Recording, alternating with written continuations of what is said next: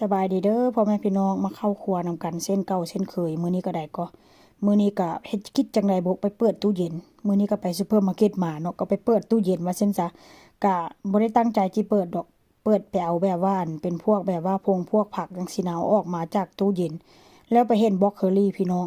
บรอกโคลีนี่หันบ่กินมันมื้อนี้ก็อาจจะได้ทิ่มว่าซั่นซะแล้วก็เหมาะเจาะแบบว่าเมื่อวานนี้ไปได้เนื้อมาก็ได้มาบ่หลายดอกได้มาประมาณครึ่งกิโล แล้วเนื้อนี่ก็บ่ได้ตั้งใจสิซื้อเด้ตั้งใจสิไปซื้ออีกอย่างแต่ว่ามันได้เนื้อมาก็เลยแบบว่าเหมาะเจาะว่าซั่นซะเนาะเหมาะเจาะเพราะว่าหยัง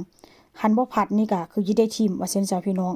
มื้อนี้ข้อยก็เลยแบบว่ามาล้างบรอกโคลีแล้วก็มาหั่นเนื้อหั่นกระเทียมหลังจากนั้นก็ค้างหม้อใส่น้ำมันใส่กระเทียมผัดจนกระเทียมเหลืองแล้วก็จะเอาเนื้อลงไปผัดพี่น้องสูตรเก่าสูตรเดิมนี่ล่ะมื้อนี้ก็ได้ก็งานข้อยนี่ส่วนหลายนี่เน้นกินซีอิ๊วได้ ถามว่ามีซอสหอยมีพี่น้องแต่ว่าก็บ่ยอมใส่เป็นพวกมักพวกหมึกก็บ่ได้ใส่เด้เพราะว่าหยังเวลาใส่ไปแล้วก็บ่มักกลิ่นของอันซอสหอยหั่นน่ะพี่น้องบ่ฮู้เป็นจังใดบุก็เลยแบบว่าบ่ได้ใส่มันปานใดว่าซั่นซะเนาะหลังจากผัดเนื้อกับกระเทียมให้เข้ากันแล้วค่อยก็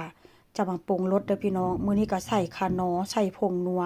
ใส่น้ำตาลแล้วก็จะเจาะซีอิ๊วลงไปงานหลังนี้เน้นซีอิ๊วเป็นหลักเด้อพี่น้องแล้วก็จะใส่พริกไทย กะรสเก่ารสชาติรสเดิมหั่นล่ะพี่น้องกินแบบเก่าว่าซั่นซะเนาะแล้วก็กระเทียมนี่ก็ค่อนข้างจะใส่หลายเด้กระเทียมนี่ก็ค่อนข้างจะมักพี่น้องเป็นพวกพวกผักจังซี่นะถ้าหากว่าเขาใส่อันแบบว่ากระเทียมหลายมันค่อนข้างจะแซ่บเพราะว่าหยังเวลาเราไปกินข้าวเนาะไปกินกับข้าวเจ้าจังซี่นะมันได้ย่ำกระเทียมมันคือว่าแซ่บเด้พี่น้อง